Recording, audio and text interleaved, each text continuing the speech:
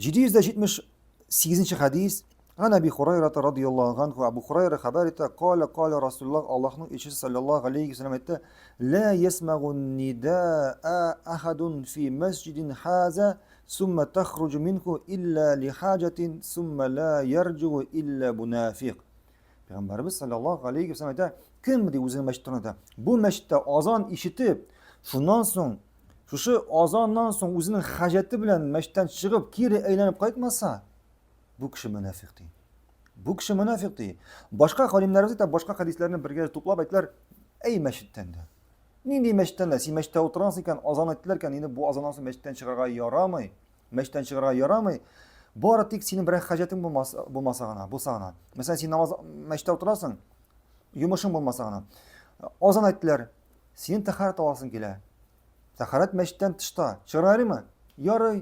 Yani mesela senin şakralar çıkara masjiddan, unda kishi kelgan, chiqaraymi? Yoray. Lekin nima shart bilan? Kirmashga, qomatga, jamoat namozini kirmashga elinib kiray kerak. Agar shunday kirmasang, sen munofiqlardan bo'lasan.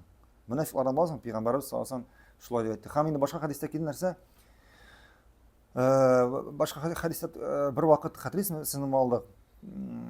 Yolg'ishmasam, sahobalar orasidan, tabiinlar orasidan azon vaqtida bir kishi chiqib ketadi masjiddan. Hamma aytlar chiqmadi. U vaqtda onun karavani ketib boradigan bo'ladi. U karavan bilan qo'ydir safarga jina. Hamma aytlar azon bo'lgach chiqma deb aytadilar. U aytadi, agar men chiqmasam, men ortda qolishaman o'zimning karavandan deydi. Anga chiqmadilar. Chunki payg'ambarimiz sallallohu alayhi vasallam shulay deb aytdi.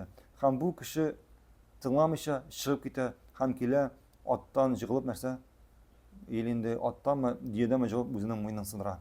Ottanmı diyedeme jig'ilib mo'ynin sindiradi. Shunga ko'ra azondan so'ng bir sababsiz masjiddan chiqara yaramay, lekin albatta endi kishining bir zo'r yumushi bo'lsa, ya'ni masalan, anga sholtirata xotini masalan, mana men narsa deb o'lim holida deb masalan, shuni birinchi bo'lib deb tezroq qayt deb.